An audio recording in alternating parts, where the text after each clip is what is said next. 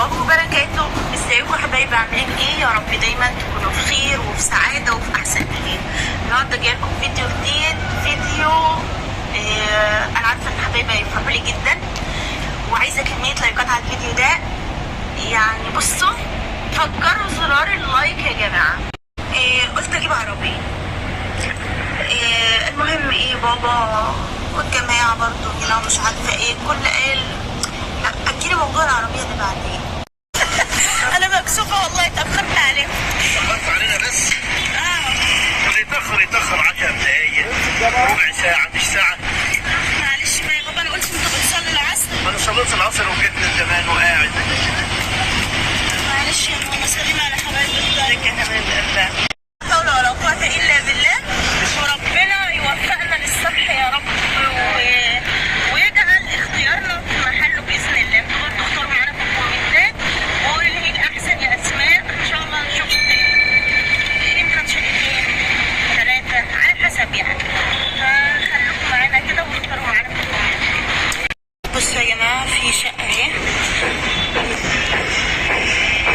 اللي انتوا شايفينه ده اسمه ايه؟ مش عارفه اسمه، بيقولوا عليه ايه، اسمه تقريبا مسقط او حاجه زي كده، مش عارفه اسمه ايه. دي برضو الشقه دي مفتوحه زي ما انتوا شايفين كده، كلها عايزه تتفصل.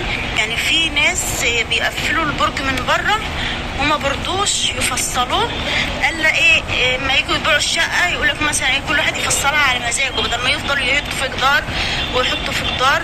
هنا طبعا ده باب البلكونه ماشي، ومش عارفه ده هتبقى صاله ولا ايه.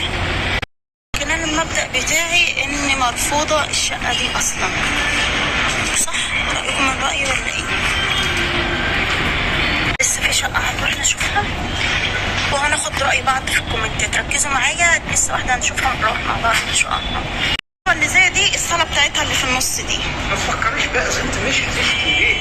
عشانها غربي؟ ما هو الراجل بيجيب لنا.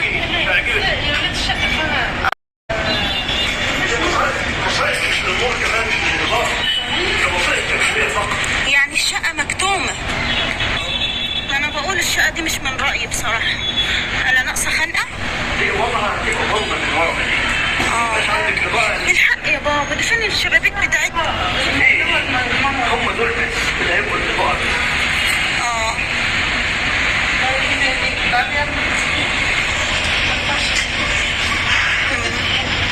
طب يلا. مش عارفة، بيقولوا لي في شقة بحري في العمارة دي برضو، بس مش عارفة، مش عايز وراني النهاردة ليه. والأوضة، وفي أوضة تانية اهي. خلاص يا جماعة، قولوا لنا رأيكم، نستنى رأيكم في الكومنتات، لأن أنا محتارة جدا جدا بين في الأسانسير أو أيوة. انزل